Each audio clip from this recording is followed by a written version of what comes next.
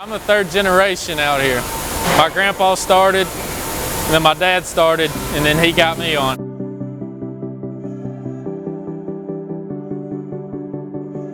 I'm Jake Woodall, and I am a Kiln Tech 1.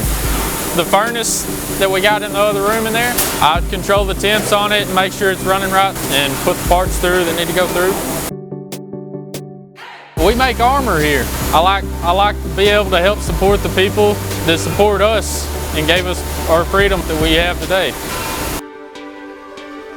I got a lot of friends here, and I like working with friends. It makes life easier. Your work ethic's everything. I started from the bottom and I've slowly moved up every little bit since I've been here.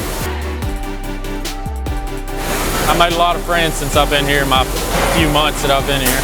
They've all made me feel like I'm welcome here.